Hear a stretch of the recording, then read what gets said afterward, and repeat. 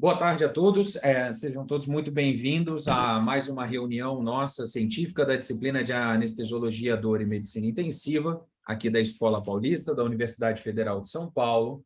E hoje a gente está na nossa última aula do módulo de perioperatório do paciente ortopédico, e quem está aqui com a gente é o Dr. Bruno Muniz Pinto, que é R4 da Medicina Intensiva, aqui da Escola Paulista, e juntamente com o Dr. Tiago Almeida, coordenador da UTI, e quem vai ser um dos nossos moderadores e orientou o Dr. Bruno nessa apresentação. Então, hoje o Dr. Bruno vai falar um pouco para a gente sobre linha de cuidado do paciente cirúrgico ortopédico, como mudar os desfechos. Bruno, muito obrigado por aceitar o convite, estar conosco aqui na reunião científica. Fique à vontade. Vou pedir a gentileza a todos os colegas que estão participando sempre deixarem o microfone no mudo e todas as perguntas podem enviar pelo chat, que ao final a gente faz uma sessão de perguntas e respostas. Tá bom? Então, Bruno, fique à vontade. Olá, gente, boa tarde. Me foi dada essa tarefa de apresentar essa linha de cuidado do paciente cirúrgico ortopédico, como mudar desfecho. Meu orientador foi o Dr. Tiago Almeida. Vamos lá. Quando eu fui pesquisar sobre o tema, eu tive uma certa dificuldade até inicialmente de entender o que seria linha de cuidado, e percebi que era um tema amplo e eu tive que abranger aí minha linha de pesquisa justamente para entender o que seria a linha de cuidado antes mesmo de entrar na linha de cuidado ortopédico. Então, o que seria uma linha de cuidado propriamente dito? Eu achei várias definições na literatura, eu gostei muito dessa definição e eu trouxe para vocês. A linha de cuidado nada mais é do que o sequenciamento coordenado de intervenções dos médicos, enfermeiros e profissionais de saúde para um determinado procedimento, seja ele diagnóstico ou terapêutico, projetado para minimizar atrasos e utilização de recursos, bem como maximizar a qualidade desse cuidado. São vários os sinônimos: Clinical Pathway, Care Map, Integrated Pathway, até mesmo Guideline pode ser considerado como uma linha de cuidado. Um pouco de história: a linha de cuidado, quando surgiu, ela surgiu, na verdade, não como nome de linha de cuidado, mas uma linha de produção de indústria, né, para o controle de processos críticos, indústria nuclear, aviação, aeroespacial, situações em que um erro poderia custar a vida de uma pessoa, por exemplo. E foi em 1985, em Boston, que essa linha de cuidado esse conceito industrial foi trazido para a medicina. E já no final da década de 80, início da década de 90, se expandiu para outros países, além dos Estados Unidos, como Reino Unido, Austrália, Holanda. Achei muita coisa da Holanda. Nos Estados Unidos, inicialmente, a linha de cuidado estava envolvida principalmente com redução de custo, e no Reino Unido, além de redução de custo, naturalmente, se estendeu para um modelo de cuidado mais continuado. A verdade é que a população cresce, envelhece, com isso você tem um aumento de demanda, uma demanda para as unidades de saúde, e do outro lado da corda a gente tem uma tecnologia que evolui, e com isso o custo, tanto para diagnóstico como para tratamento, aumenta. A linha de cuidado vem justamente para equacionalizar isso aí, aumento da eficiência, você tem um aumento da produtividade, sem, no entanto, ter um aumento de custo. Quando isso não ocorre, você justamente vai ter o oposto, que seria o aumento de custo. Imagina um médico do pronto-socorro que atende no pronto-socorro, ele não costuma ser o médico mais experiente, e de uma forma defensiva ele acaba pedindo tudo, todos os exames, a avaliação de todos os especialistas, isso aumenta custo. Da mesma forma, se esse médico, de forma equivocada, faz um erro médico, você tem uma insatisfação do paciente, judicialização da medicina também aumenta custo.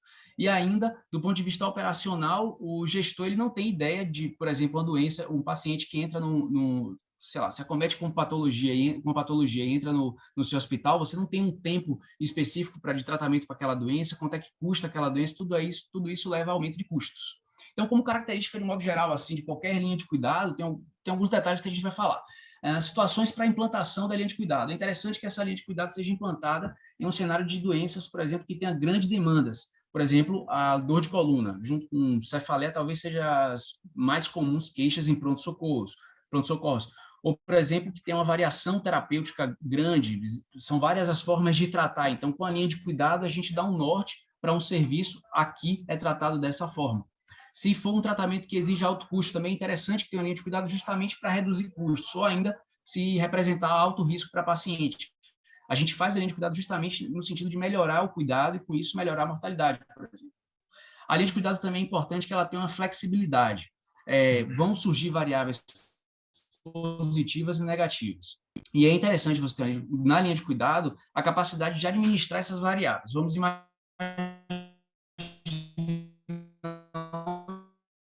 cenário em que o paciente se interne para dias, maravilha, é uma variável positiva. Mas se ele durante a internação, ele evolui, desenvolve uma infecção de corrente sanguínea, quer dizer, uma variável negativa que vai ter que ser administrada. E a gente tem que entender isso aí como uma oportunidade para melhoria, que deve voltar para a linha de cuidado no sentido de ter essa melhoria. A linha de cuidado ainda tem que ser organizada em etapas, tanto na fase de prevenção, de tratamento, de reabilitação. A gente entende toda a jornada do paciente, seja do ponto de vista macro como micro. Micro, por exemplo, o paciente que entra com a fratura num hospital. Mas o macro envolve, inclusive, políticas públicas de prevenção, de reabilitação, tudo isso está envolvido, deve ser contemplado na linha de cuidado. Ainda, né, a linha de cuidado envolve uma multidisciplinaridade, está envolvendo médicos, enfermeiros, fisioterapeutas, fonoaudiólogos, assistentes sociais. É interessante que eu li muita coisa sobre o fato de ter um assistente social, um psicólogo, já melhora desfecho nas linhas de cuidados. Um gestor capacitado não precisa necessariamente ser médico, mas uma pessoa que entenda todo o trajeto da linha de cuidado, todos os nós, todas as adversidades possíveis, antecipe problemas e reverta isso aí de forma positiva como uma oportunidade para a melhoria da linha de cuidado. Não basta só ter um fluxograma na parede, tem que ter uma cultura da linha de cuidado. Não basta, por exemplo, o médico ser o líder assistencial e ficar fiscalizando se um técnico de enfermagem fez aquele scrub the hub para evitar uma infecção de corrente sanguínea. Tem que o técnico partir dele, ele sabe da necessidade, até porque, eventualmente, você, na escala, muda-se a escala, vem um técnico de fora que não está familiarizado, cabe aquele técnico capacitar aquele outro técnico externo que está chegando. E uma característica super importante da linha de cuidado é justamente a padronização. A padronização, ela pode ser mais fácil no cenário clínico, quer dizer, mais fácil de entender, por exemplo, o paciente chegou com pneumonia, eu sei o que fazer, vai entrar com CF claro e por aí vai, a gente segue num raciocínio rápido e lógico, vamos dizer assim. Mas, eventualmente, essa linha de cuidado fica um pouco mais difícil de ser implantada em cenários cirúrgicos. Tanto é que, na história, foi implantada na sequência, foi implantada depois.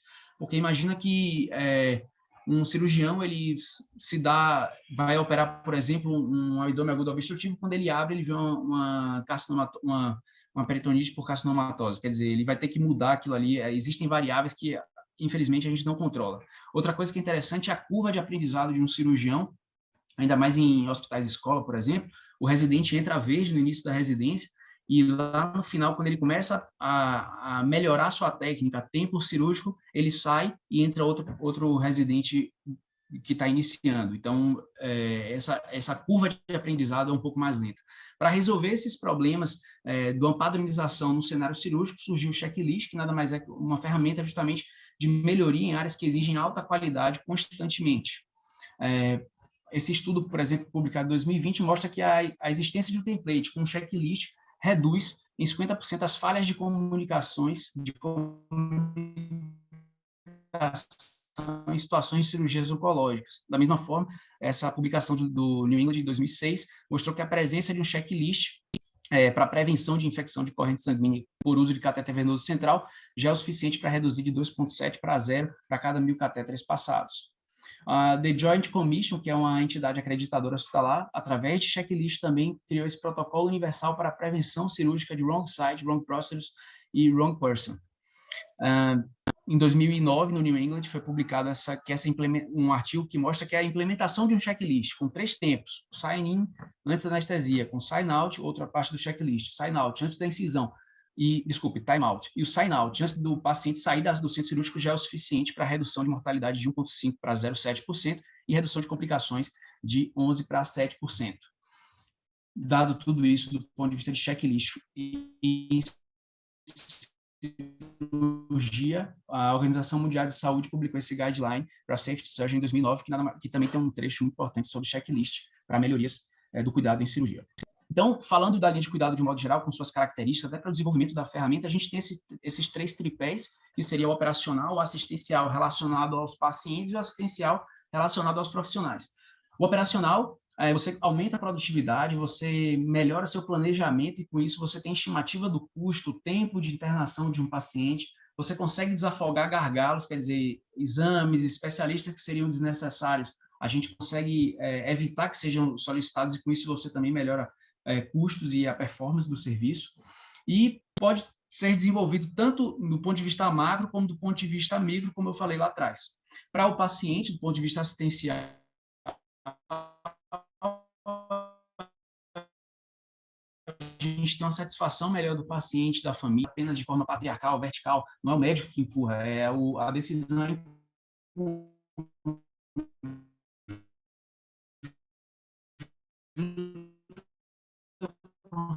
família, até para tempo de tratamento, prognóstico, alguém vai fazer de cuidado sem que seja o melhor a ser ofertado para o paciente. Antes também, a educação em saúde, esse paciente, uma vez educado, eventualmente não precisa retornar ao pronto-socorro, ou mesmo procura de especialistas, ele mesmo pode lidar com isso e difunde o conhecimento.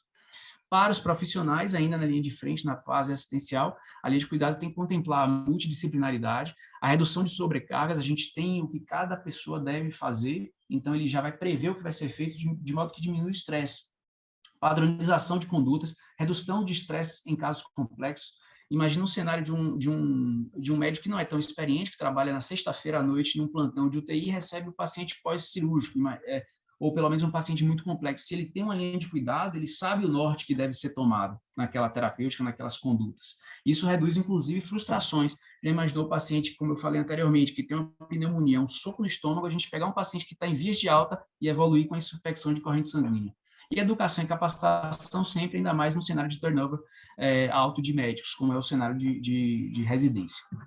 Bom, a gente viu agora o que seria de linha de cuidados de um modo geral, agora vamos aplicar a ortopedia. Quando eu comecei a pesquisar, eu achava equivocadamente que tudo seria cirúrgico e vamos atrás de coisas cirúrgicas, mas eu descobri que nem tudo é cirúrgico. Na Inglaterra, na Escócia, né, no Reino Unido, em outubro foi implantado um Virtual Fracture Clinic. Na verdade, antes qualquer demanda ortopédica era levado para um ortopedista de forma presencial.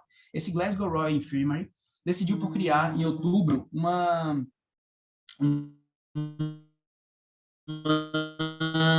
Virtual Fracture Clinic. Essa Virtual Fracture Clinic, na verdade, o paciente entraria no pronto-socorro com o médico generalista e, quando ele julgasse necessário, ele seria acionado um ortopedista especialista, mas de forma virtual. Bom, como resultado desse estudo,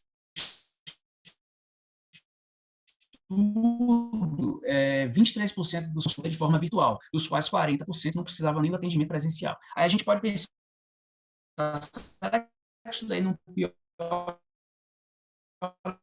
alguns desfechos? Por exemplo, o tempo de tratamento médico generalista da porta ali de frente. Pois é, não teve essa piora.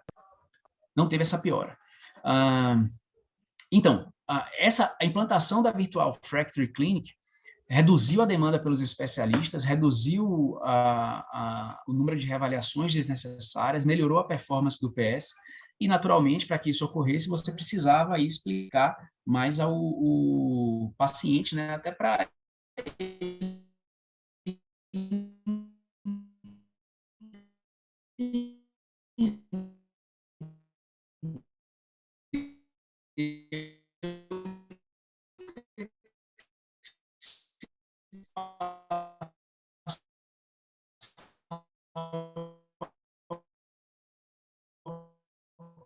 ele qual era a conduta que deveria ser tomada. Para confirmar isso, que da mesma forma, esse primeiro estudo mostrou que 40% dos atendimentos que ocorriam na clínica de fraturas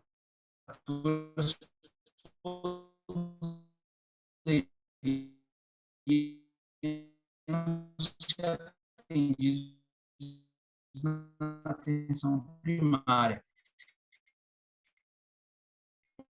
E a implantação dessa atenção primária, um pouco mais especializada, com capacidade. Bom, muita coisa da ortopedia e coisas que devem ser abordadas no linha de cuidado da ortopedia, a gente viu que não precisa necessariamente ser ortopédico, ou não necessariamente ser cirúrgico. Muita coisa ocorre antes de chegar nesse ponto. O que a gente tem de mais prevalente seria justamente a dor de coluna, lombalgia e cervicalgia. Tem alta prevalência. Bruno, Uma das maiores queixas do pronto-socorro, talvez um cefaleia, ou seja, não mata. Então, talvez seja a patologia que mais, apesar de não reduzir anos de vida, é uma doença que que causa alta, muita incapacidade do mundo. Quer dizer, eu até perdi um pouco o raciocínio, mas assim, a pessoa vive durante muito tempo, talvez 20 anos, sentindo essa dor de coluna e por isso é muito incapacitante. É uma patologia crônica de alta incidência em países desenvolvidos, que acomete principalmente classes sociais mais carentes e onera muito o Estado. Imagine isso num país, num Estado subdesenvolvido ou em desenvolvimento. Infelizmente, o que a gente tem de trabalho sobre linhas de cuidado com coluna são em países desenvolvidos, mas a gente tenta extrapolar para a nossa realidade. Aqui eu trago um exemplo de uma linha de cuidado em coluna, publicado em 2018 pela Global Spine Care Initiative, e aí a gente vai pormenorizar algumas coisas aqui. Essa linha de cuidado envolve uma série de partes que abrange toda a jornada do paciente, não necessariamente o atendimento especializado hospitalar. Isso é importante deixar claro. Então, como primeiro passo, cabe ao paciente conhecer o problema. Ele vai até amigos, a familiares, de alguma forma ele tem acesso a veículos de informação que ele aprende sobre o problema. Eventualmente, por exemplo, ele nem precisa ter uma dor de coluna, ele já se interessa por saber dessa patologia. Ele tendo dor de coluna ou não, ele decide procurar um médico e aí vai para uma triagem inicial, que seria o segundo passo nessa linha de cuidado. Vai procurar um médico generalista que vai tentar classificar esse paciente. Aí a classificação é um pouco complexa, muita coisa eu não trouxe, não pormenorizei isso, mas, por exemplo, ele vai fazer perguntas sobre sintomas específicos que necessitam a avaliação do especialista. Quer dizer, sintomas neurológicos, será que aquela dor de coluna gera uma parestesia, uma paresia naquele paciente? Será que tem alguma deformidade? A instalação foi aguda ou foi uma instalação mais progressiva? Será que tem sintomas sistêmicos? Uma espondilite anquilosante abre com dor de coluna e poderia ter outros sintomas sistêmicos. Uma vez tendo feito essa avaliação, essa triagem inicial, ele decide se deve ou não mandar para um especialista. Uma vez na mão do especialista, ele vai fazer uma avaliação mais detalhada, vai lançar a mão de exames complementares e vai decidir por intervenção. Essa intervenção deverá ser sempre decidida em conjunto com o paciente, família e médico e equipe multi, e o plano terapêutico deverá ser traçado pensando justamente nos benefícios, riscos, custos e tempo desse paciente. Lembrando que, apesar de ser ortopédico, mas ainda sendo ortopédico, tem muito tratamento clínico a ser feito, eventualmente até não farmacológico. Tendo sido instalado o tratamento, a intervenção propriamente dita, a gente vai para o passo 5, que seria o desfecho. O paciente recebe alta, se o desfecho for favorável, parcialmente favorável, de repente ele precisa de uma nova classificação.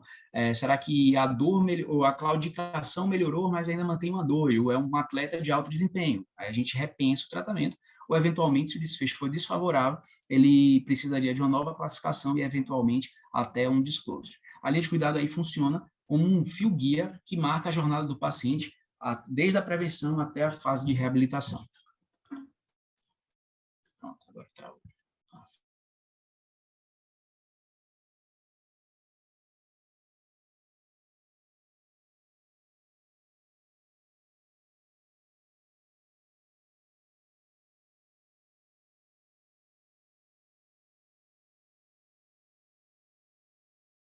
De intervenção ortopédica hospitalar.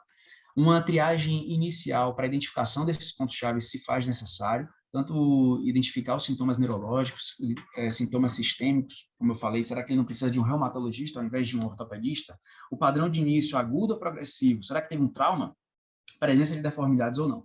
O rastreio de riscos psicossociais é extremamente importante e melhora desfecho numa linha de cuidado. Como eu falei, imagina que um provedor da família sente uma dor de coluna, ele é um operário de uma empresa. Imagina o que passa na cabeça desse paciente se ele não consegue trabalhar e só ele traz dinheiro para casa. Então, ele precisa ter um acompanhamento psicossocial, sim. Outra coisa que melhora desfecho, o empoderamento do paciente e seu autocuidado. É importante que a decisão seja conjunta e não é apenas do médico para o paciente. Tem que partir dele também, a vontade de fazer, por exemplo, uma atividade física, perda de peso, posição correta laboral. O paciente que trabalha no escritório e durante 8 horas ele tem uma postura ruim, ele não adianta dar anti-inflamatório para esse paciente, ele sempre vai ter dor na coluna. Modelo de trabalho multidisciplinar, melhora desfecho com todos aqueles fisioterapeutas, terapeuta ocupacional, por aí vai. Treinamento e capacitação dos agentes de saúde, principalmente quando você tem um turnover alto desses profissionais. Eu achei interessante isso aqui, essa monitorização do cuidado com PROMs, que é Patient Reported Outcome Measures. Eu acho que não é uma realidade nossa, mas é interessante, isso aí também muda desfecho. E, naturalmente, tem um gestor dessa linha de cuidado, um especialista que conheça a linha de cuidado. Não necessariamente um médico, mas que entenda todos os entraves, todos os nós dessa linha e consiga antever, antecipar algum problema que eventualmente surja. Bom, falamos de linha de cuidado de um modo geral. A linha de cuidado dentro da ortopedia, que muita coisa não é cirúrgica, o que não, falando de não sendo cirúrgico, uma patologia que é super prevalente, daí a necessidade de se implantar a linha de cuidado, que é justamente as patologias de coluna, mas tem uma patologia que também, além de ser muito prevalente, gera muita morbidade e mortalidade. Lembra que é uma das características de linha de cuidado. Precisa existir uma linha de cuidado, pelo menos se faz necessário, quando você tem, por exemplo, fratura de quadril, que está muito associado ao idoso, então esse é o nosso próximo tópico. Atenção ao idoso. Aumento de expectativa de vida, aumenta eventos ortopédicos. São múltiplos os fatores de risco para isso. Ossos frágeis, instabilidade postural, efeitos colaterais de medicações. Do ponto de vista epidemiológico, para entender a magnitude desse problema, em torno de 50% dos idosos com fratura de quadril são idosos frágeis e têm reserva funcional reduzida. 50% dos pacientes com fratura de quadril são incapazes de retornar à independência. Um estudo mostrou que, em um ano, 20% dos pacientes morrem por fratura de quadril, 60% precisarão de auxílio, de ajuda para atividades de vida diária e 25% não voltarão para casa. Fatores de risco para fratura de quadril: osteoporose, quedas, 90% dos casos são causados por quedas, mulheres, já que tem mais osteoporose, questões hormonais, doenças cardiovasculares, polifarmácia, uso de antidepressivos, opioides, benzodiazepínicos, IMC reduzido, IMC abaixo de 22, baixo nível socioeconômico. Por que eu estou falando de fatores de risco? A gente viu anteriormente que a linha de cuidado não é apenas a intervenção da fratura, tem que prevenir, existe uma fase da linha de cuidado que está fora do ortopedista e é fora do hospital, e cabe a gente fazer uma linha de cuidado que contemple esses fatores de risco, principalmente fatores de riscos modificáveis. Mulher e idade, de repente, não conseguimos mudar, mas, por exemplo, a gente pode tratar uma osteoporose, a gente pode compensar doenças cardiovasculares, evitar a polifarmácia, um IMC abaixo de 22, vamos fazer um tratamento com um nutricionista, de repente colocar na academia para ter mais aumento de massa muscular, por aí vai. Fratura de quadril, a gente viu que tinha situações em que o cuidado era antes propriamente da cirurgia. E no caso de fratura de quadril, bom, certamente será cirúrgico. Esse estudo com 340 pacientes, publicado em 2016, mostrou que o tratamento conservador aumenta em 4 vezes a chance de morte em um ano desses pacientes. Quando a gente pode manter um tratamento conservador para uma fratura de quadril? Superidosos, demência avançada, múltiplas comorbidades, pacientes paliativos. E qual é o melhor momento para a gente operar esse paciente?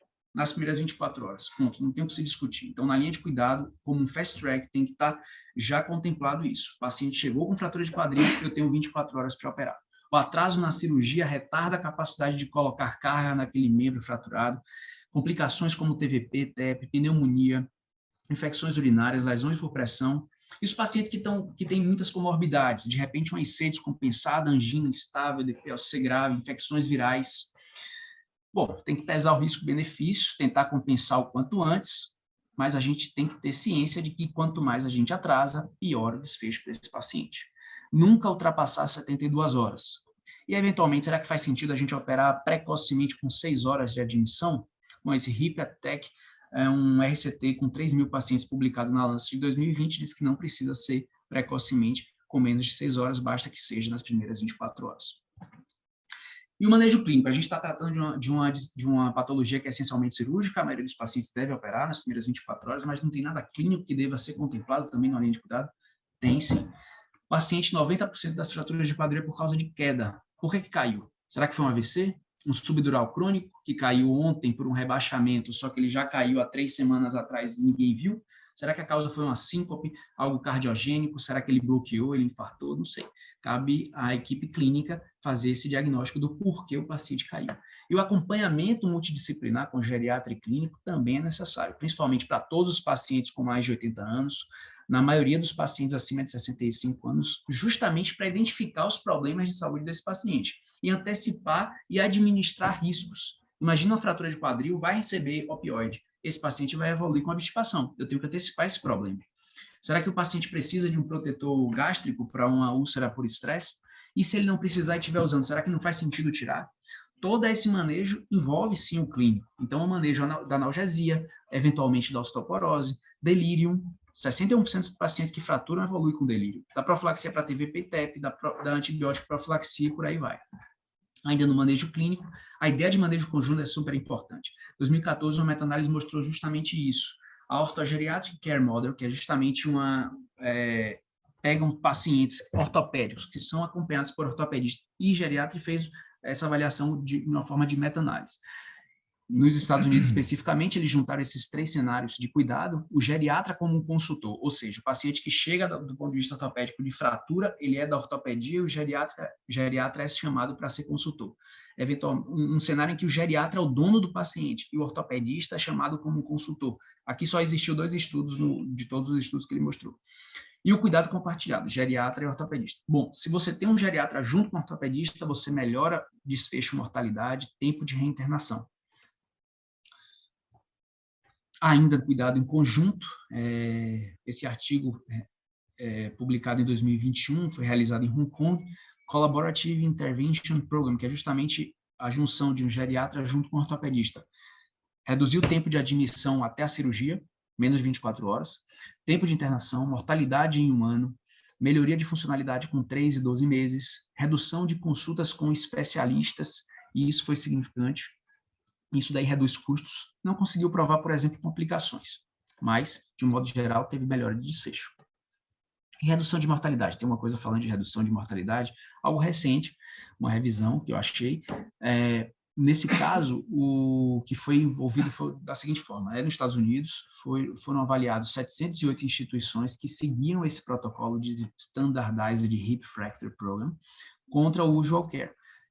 17 mil pacientes, o trabalho não mostrou redução de mortalidade em 30 dias, mas quando foi feita uma análise com estratificação em quartis para high e medium high risco desse paciente, mostrou significância estatística, ou seja, melhorou a taxa de mortalidade com 30 anos. Talvez pelo Usual Care, como a publicação é mais recente, de repente, o próprio Usual Care já era viciado, vamos dizer assim, já tinha um cuidado melhorado. Bom, reduziu também os eventos de TVP nos primeiros 30 dias, mas não alterou outras complicações, como, por exemplo, TEP, infecção de ferida operatória e ITU. E das complicações, a gente está carente aí de melhoras de complicações. 2 estudos que eu agora falo, produzidos na Holanda, um de 2009 e o seguinte de 2012, tenta provar justamente essa melhora de complicações.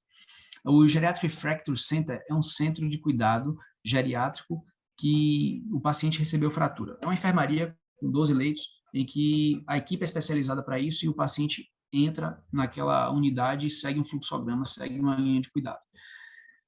Estar nesse ambiente com gente especializada e um geriatra especializado melhora complicações, delírio, infecção, complicações cardíacas, TEP. Do ponto de vista de infecção, redução de infecção urinária e pneumonia foram maiores, inclusive. Talvez a infecção de ferida operatória, apesar de ter tido redução, não teve significância estatística. Mas talvez porque isso aqui envolva muito mais o ato operatório em si. Menos tempo de cirurgia, o que é interessante, lembra que a gente tem que fazer a cirurgia em menos de 24 horas, menos tempo de internação. O que eu achei interessante nesse baseline é que justamente os pacientes que eram tratados na Geriatric Fracture Center, eles eram, vamos dizer assim, um pouco piores, mais graves, eram mais velhos e tinham um Charlson Comorbidity Score maior. Ainda nessa linha desse mesmo grupo de Geriatric Fracture Center, esse outro estudo tentou como desfecho primário redução de readmissões em 30 dias, mas secundário também redução de complicações, e foi positivo, teve redução de readmissões e também teve redução de complicações. Detalhe, nesse caso teve aumento de delírio, mas provavelmente porque ele foi mal diagnosticado. Quando se exclui o delírio, você tem uma redução de complicações de um modo geral. E redução também de número de consultas com o especialista. É o próprio geriatra que dá cadência na investigação de um FA, que em outro cenário seria chamado um cardiologista, por exemplo. E melhora da funcionalidade. Outra pergunta, se a linha de cuidado melhora a funcionalidade do paciente. A gente está falando de pacientes que morrem menos e vão mais para casa. Mas será que melhora a funcionalidade? Não basta que o paciente fique vivo. O paciente tem que voltar bem para casa.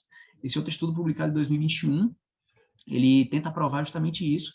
se retorna a funcionalidade prévia de CATS, Lawton ou qualidade de vida através da aplicação do EQ 5D após 6 meses. Bom, ele foi neutro, ele não conseguiu provar isso. Na verdade, o grupo controle até teve um melhor CATS.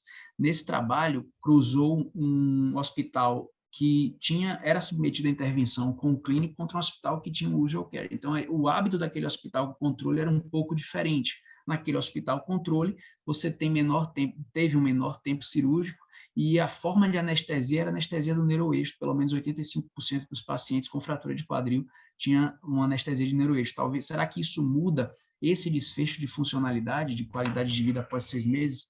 Acho que não, mas, de qualquer forma, a literatura não é inequívoca quanto à melhor estratégia anestésica para uma fratura de quadril. E, no fim das contas, qual o melhor modelo de linha de cuidado para ser aplicado, se existe um modelo específico? A gente viu vários detalhes de uma linha de cuidado, mas tem algum que é melhor do que o outro? Esse estudo mostra que não tem um melhor que o outro. Publicado em 2021, tentou cruzar uma linha de cuidado da Suíça e uma linha de cuidado da Holanda com desfechos mortalidade e não conseguiu provar isso. E as linhas de cuidados eram bem diferentes uma da outra. O tipo de anestesia era diferente, o tempo cirúrgico era muito mais longo na Suíça, inclusive eles recebiam muito mais transfusões e ainda assim não tem uma estratégia que seja melhor que a outra. Bom, a gente falou muita coisa de linha de cuidado, de linha de cuidado de um modo geral, linha de cuidado em situações em que eu não preciso nem mesmo do ortopedista, em situações que eu preciso do ortopedista, mas não é nada cirúrgico, em situações em que eu preciso do ortopedista, é cirúrgico e alguns pormenores devam ser envolvidos. Agora, a gente está extrapolando um pouco a linha de cuidado da ortopedia, mas que não seria menos importante, por exemplo, analgesia e anestesia. Por que a gente tem que lidar com analgesia e anestesia? E esse é um tema que deve ser contemplado em qualquer linha de cuidado.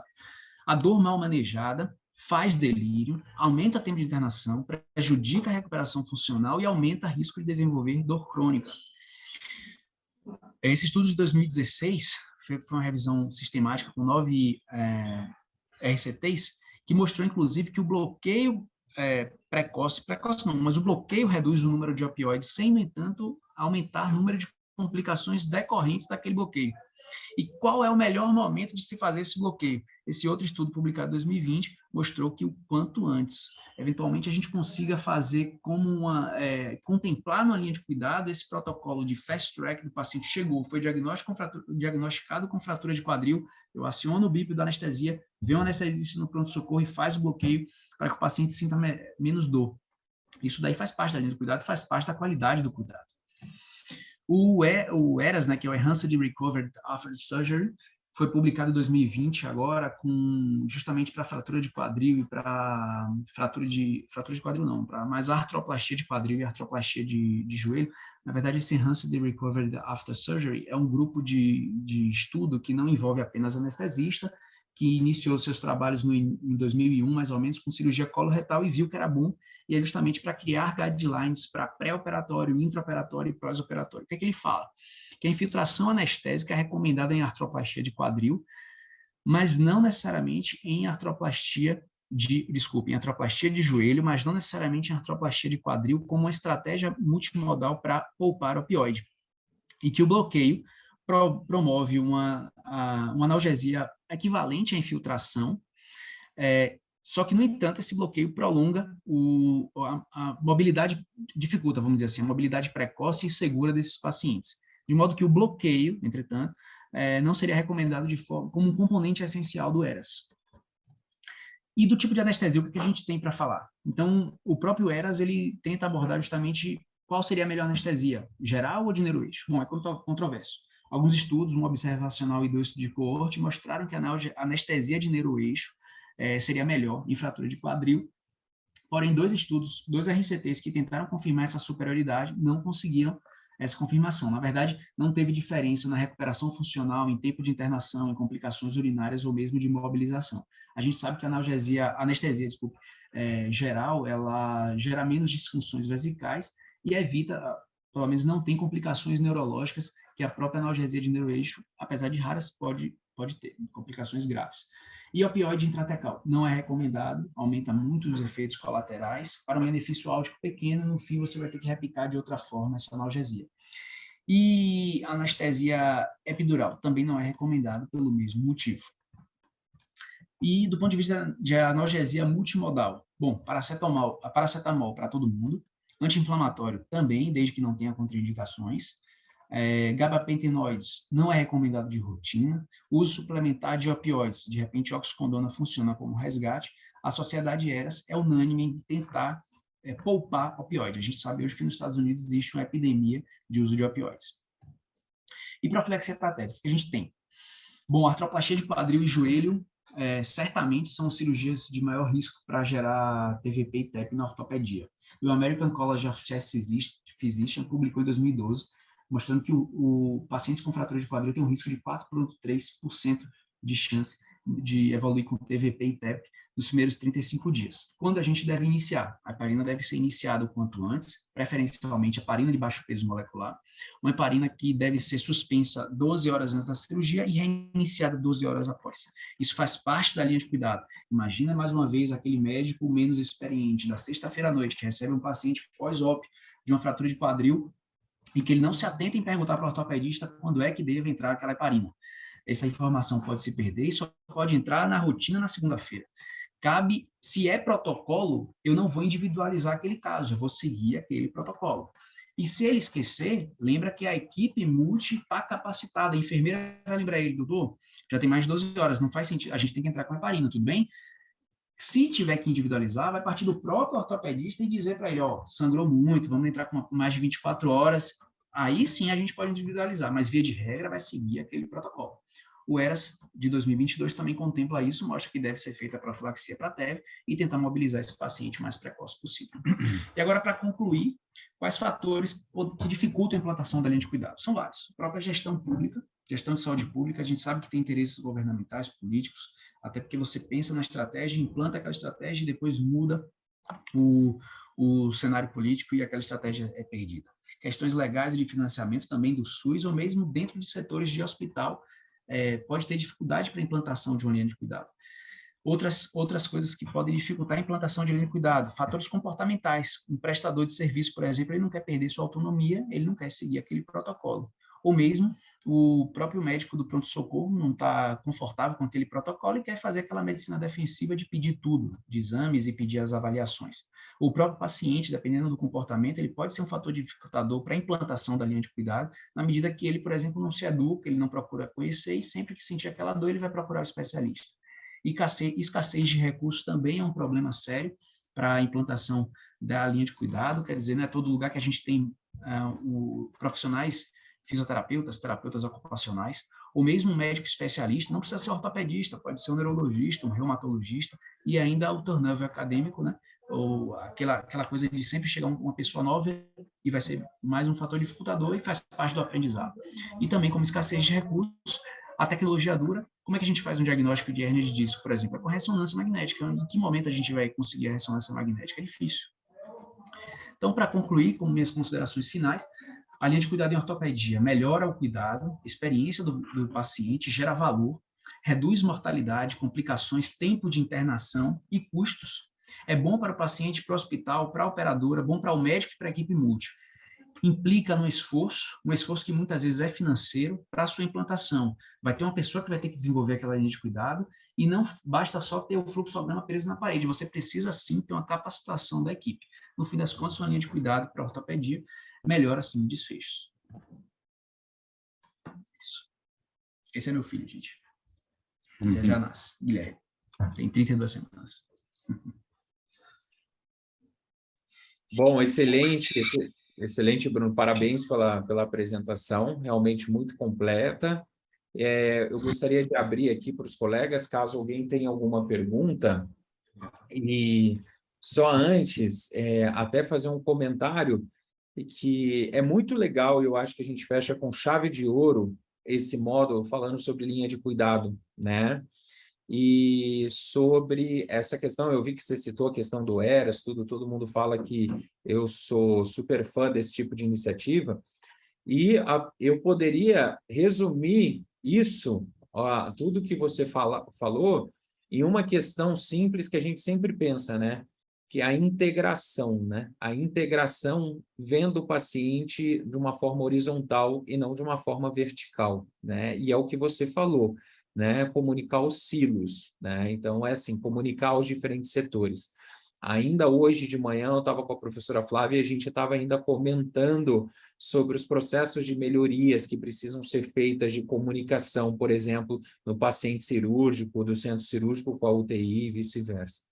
Então, quebrando esses silos, fazendo essa comunicação, esse cuidado horizontal no paciente, tomando condutas clínicas baseado em evidências, conforme você mostrou para cada especialidade, os resultados são esses mesmos, né? Os resultados é melhora do desfecho, menor tempo de internação, menor mortalidade.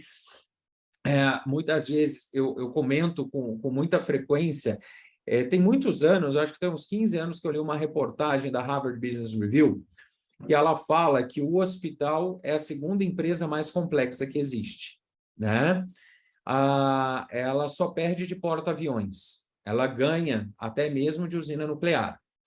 E é interessante a gente pensar isso. Você pega um hospital que tenha 400 leitos, estou chutando, imagina que são no mínimo 400 pacientes internados, fora os leitos virtuais que muitas vezes ocorrem, né, pelas passagens do paciente pronto-socorro, cirurgia ambulatorial e outros. Se cada paciente desse está tomando aí de 5 a 10 medicações, a gente tem 4.000 entregas por dia. Então, 4.000 entregas por dia em horários específicos, medicações específicas, que a gente tem que ter todo um sistema de supply chain, logística, hotelaria, nutrição, e que a gente não pode trocar, porque se trocar, um paciente pode morrer, né? Então, de fato, é algo complexo. E aí, o que a gente sempre faz com todo problema complexo? Resolve por partes, não é isso? Então, se a gente vai resolver por partes, a farmácia tem seu processo, o centro cirúrgico tem seu processo, a UTI tem seu processo, né? Então, a enfermagem tem seu processo, e cada um tem a sua agenda com o paciente, né? O centro cirúrgico tem a sua agenda, a anestesia tem sua agenda, o cirurgião tem sua agenda, a UTI tem sua agenda com o paciente, a nutrição, entre outros. E a gente esquece que a agenda ela não deveria ser nossa, a agenda é uma só, né? Do paciente. Então, a gente não vê o paciente com um olhar horizontal, a gente vê o paciente com um olhar vertical. E aí a gente não consegue fazer essa linha de cuidado, né? Então, a gente não consegue comunicar os setores, né? Porque se a gente não olhar o paciente de forma horizontal, eu vou pegar um exemplo nosso, da anestesia. Quantas vezes a gente não faz uma anestesia, a gente usa um anti-inflamatório não hormonal para uma analgesia no pós-operatório, e aí o cirurgião já numa prescrição do POI, que já coloca mais uma dose do anti-inflamatório, numa janela de 4 horas, o paciente tomou 2 vezes a janela tomou o anti-inflamatório. Ou o anestesista faz ou não faz o antibiótico e essa comunicação com, às vezes, na UTI, quando vai passar o caso, ela não é efetiva, e aí o paciente toma uma dose dobrada ou deixa de tomar uma dose porque ele achou que tinha tomado. Então, é exatamente essa falha de comunicação, né? E que é o que a linha de cuidado traz para a gente. Essa é a base de todos os princípios de otimização perioperatória, você mostrou o ERAS, mas entre outras, ela tem, né, por trás, né? Fazer um olhar horizontal ao paciente. Então, assim, parabéns pela sua apresentação, adorei, achei espetacular, porque você embasou ainda com as evidências, com as boas condutas e práticas que precisam ser tomadas, né? Eu vou abrir aqui o Tiago, não sei se o Tiago tem um comentário, e tem uma pergunta aqui no chat também. Por favor, Tiago, fique à vontade.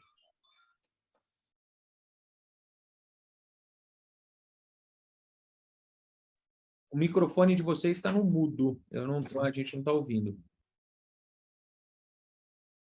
Vou abrir Aqui, ó. o meu microfone. Vou falar aqui pelo microfone do Bruno para evitar o eco, tá? É isso que, dentro do que o Falcão bem falou, né? Vocês imaginam que isso, a gente intui, né, que esse processo é do interesse de saúde pública, mas na saúde suplementar isso também é uma realidade viva, né, nesses momentos. A linha de cuidado de fratura de fêmur, por exemplo, ela é um interesse de operadora de saúde.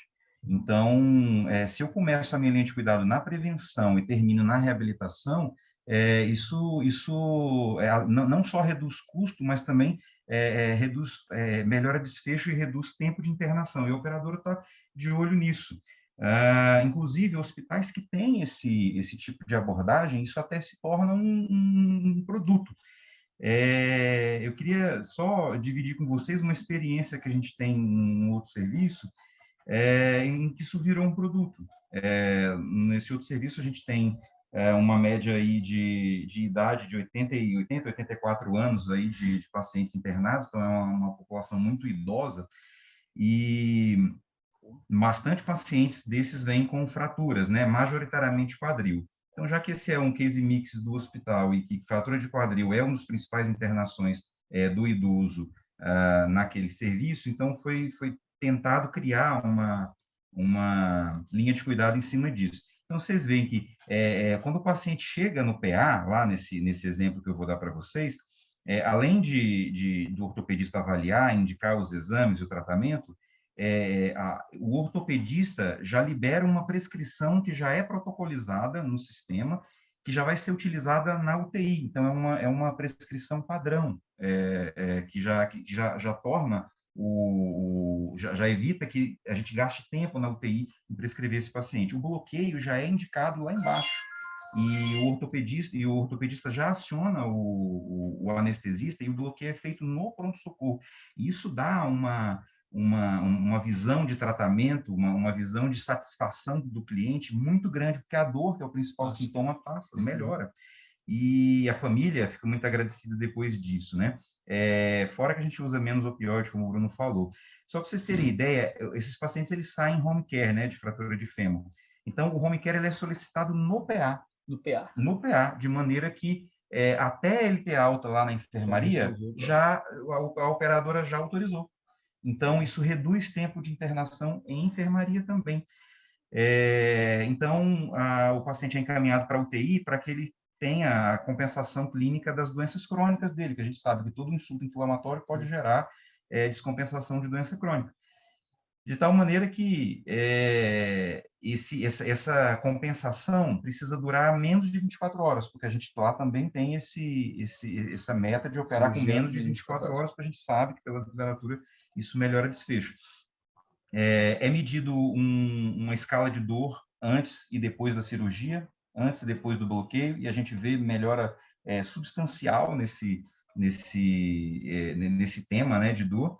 Profilaxia para TEV, antibiótico terapia profilática já fica definido e já prescrito, já nessa prescrição protocolo que vem do PA e é aplicada na UTI, continuada no centro cirúrgico e depois continuada na UTI outra vez. E com isso, a gente reduziu um tempo de cirurgia que era de 74 horas para o paciente ser operado. Hoje, o nosso indicador de tempo é de 17 horas. Então, você vê a quantidade de tempo de recurso que é economizado nesse período, né? E aí, quando o paciente vai para a enfermaria, o home care já saiu. E aí, a gente reduziu de 180 horas para 54. O tempo de... Então, esses são números assim que saltam muito aos olhos. É claro, quando você não tem um protocolo e você coloca em vigência, você sai do nada e a melhora e pouca melhora se traduz em grandes efeitos, né? Mas isso gerou lá dentro do hospital uma necessidade de demonstrar isso para a operadora. Isso virou um produto para fazer com que outras operadoras direcionem para o serviço do hospital esses pacientes, essas outras vidas que ela tem. Então, o maior dos desafios, talvez, na implementação dessas linhas de cuidado é a gente engajar, né? Não só o time, mas os setores que dão apoio. Enquanto as pessoas dos outros setores não entenderem que esse paciente, por exemplo, aqui da fratura de fêmur, ele não é um paciente especial, as pessoas precisam entender que ele é um paciente especial e que precisam ser criados vias rápidas para esse paciente acessar o UTI, para esse paciente acessar a compensação clínica dele, para esse paciente acessar o centro cirúrgico, acessar uma analgesia de qualidade, acessar um caminho mais rápido, um fast track em que ele vá embora do hospital já com home care definido, ele não fique lá esperando trâmites administrativos, enquanto a gente... esse é o grande... Bom, aqui tá rolando. Vocês ouvem? A gente teve uma queda de energia. Vocês estão conectados ainda. É que deu Mas um aqui eu obrigado. conectado. Teve uma queda de energia aqui. Então, esse conceito do fast track durante a internação do paciente é que dá para a linha de cuidado uma característica de melhora operacional, e essa melhora operacional ela traz mudança de desfecho, traz melhora de custo, além de todo a melhora assistencial, como o Bruno comentou com vocês. E aí, visto esse exemplo eu dei no hospital privado, né? Aí eu pergunto para o Bruno, pergunto aqui para a professora Flávia, pergunto para o professor Falcão, e me incluo também nessa pergunta, né? O Bruno falou sobre as dificuldades que se tem para implementar uma linha dessa, tão complexa e tão cheia de passos, como o professor Falcão falou. Quais seriam as dificuldades que a gente teria de implantar um processo tão complexo num hospital público hoje, como o nosso, por exemplo? É muito setorializado, né, professor? Eu acho que a setorialização, não existe a conversa entre os setores. Primeira coisa, assim, tornar os setores, evitar aquela barreira, aquele sistema feudal, a gente conversar entre os setores, ou seja, a briga de enfermarias, algo focado na jornada do paciente e não algo focado no que eu faço no meu setor e depois eu coloco para frente e o outro setor que tem seus próprios ditames, suas próprias rotinas, né? Acho que acabar com essas barreiras feudais, acho que é uma das principais barreiras para quebrar. Eu colocaria mais duas grandes dificuldades, Thiago, se me permite. Por favor. Que são as dificuldades que a gente vê em todos os hospitais, que é comunicação, e é porque quebrar barreira você passa por comunicação também, né? Mas quebrar barreira também a gente está falando de processos, né? E engajamento. Sim. Engajar, né? A pessoa participar. Então, geralmente, essas são dificuldades, porque engajamento é algo desafiador, principalmente no nosso cenário, né? Então, tem um autor americano, chama Dan Pink, que ele fala que o engajamento de atividades cognitivas, ou seja, habilidades não manuais, que é o nosso caso, né? Médico, atividade cognitiva, ele é gerado por 3 fatores, né? Que é autonomia, maestria e propósito. Então, as pessoas têm que participar do processo, elas têm que ser envolvidas no processo, têm que ter autonomia, têm que ter o conhecimento e a maestria e têm que entender o propósito. Né? Se conseguirem ter autonomia, maestria e propósito, talvez a gente consiga motivá-las, que é justamente trazer motivação, é um motivo que leva a uma ação, não é isso? E gerar um engajamento. Então, você vê que tipo, falando desses desafios aqui, né, o Bruno falou de integrar os setores, né, quebrar as barreiras, falando de comunicação e falando de engajamento passa por liderança, entre outros, a gente não falou talvez uma das grandes barreiras e dificuldades que a gente passa hoje, que é falta uma medicação, né, faltar algum tipo de material, né, é mais fator humano, né? Tem uma pergunta aqui no chat, como o nosso tempo está correndo para o final, se vocês me permitirem, Bruno, passar para você, tem um colega, o Antônio José, ele colocou a pergunta assim, ó, boa tarde. Na fratura de quadril em idoso, idealmente faz o bloqueio o quanto antes, e raquianestesia geral. Caso opte-se pela raquianestesia e não houve um bloqueio periférico, seja qual for o motivo, ainda assim não se deve usar um opioide intratecal? Ele colocou, ou pensa-se em fazer em doses reduzidas? Bom, eu não vou conseguir responder essa pergunta. Pelo ERAS, ele não orienta fazer um opioide intratecal, pelo menos... A pergunta é mais para anestesista, né? Vou te ajudar, Bruno. Obrigado.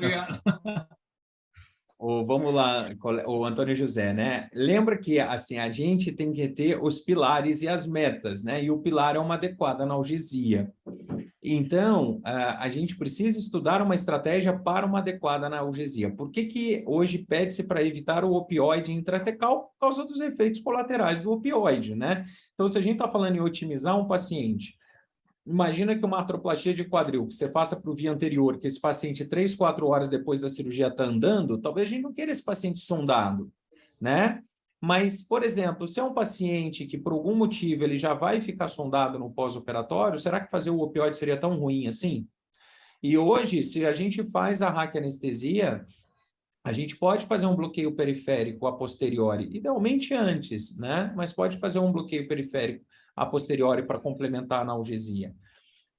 Tem um aluno de mestrado que eu orientei, que a gente fez estudo experimental fazendo o fentanil em neuroeixo e o fentanil endovenoso e vendo a curva cinética da medicação. Então, a gente está até para publicar ainda esse estudo que não foi publicado. Claro que a curva da cinética, quando você faz EV, você já tem um pico plasmático, é lógico, porque a gente injetou e depois a gente vai tendo decaimento. Mas quando a gente faz na peridural, a gente vai tendo a elevação da concentração plasmática, de sorte que depois de algumas horas, de 5 a 6 horas, a concentração plasmática ela é semelhante, né?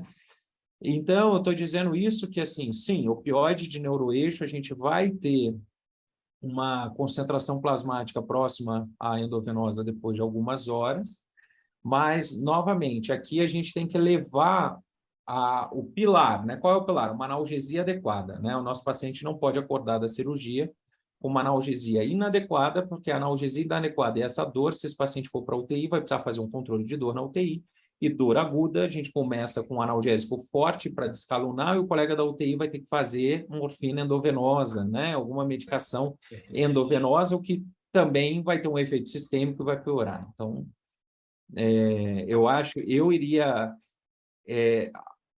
não fez o bloqueio antes, fez raquianestesia, faria o bloqueio depois. Por algum motivo não fez o bloqueio depois, eu já programaria usar um opioide em baixas doses, em neuroeixo.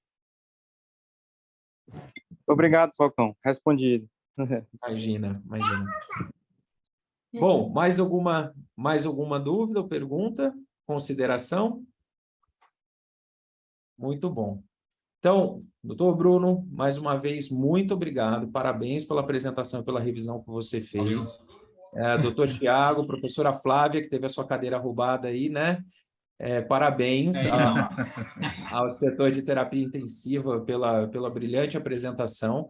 E deixo aqui o convite para todos que na semana que vem, né, em agosto, a gente inicia o módulo de cirurgia vascular, tá? E se eu não me engano, eu preciso olhar aqui na nossa programação, vou abrir aqui rapidinho, porque se eu não me engano, a apresentação da semana que vem é de um colega americano, tá? O Dr. Hovik. Eu só vou confirmar que ele é professor da Universidade de Harvard, que vai falar de anestesia em cirurgia vascular. É isso mesmo, ó, no dia 1º de agosto, o Dr. Hovik vai falar sobre os pacientes complexos em cirurgias vasculares maiores. Então, mais uma vez, obrigado a todos, um excelente dia, uma excelente semana e um bom trabalho. Obrigado, parabéns, Bruno. Obrigado, Tchau, parabéns, Bruno. Obrigado, professor.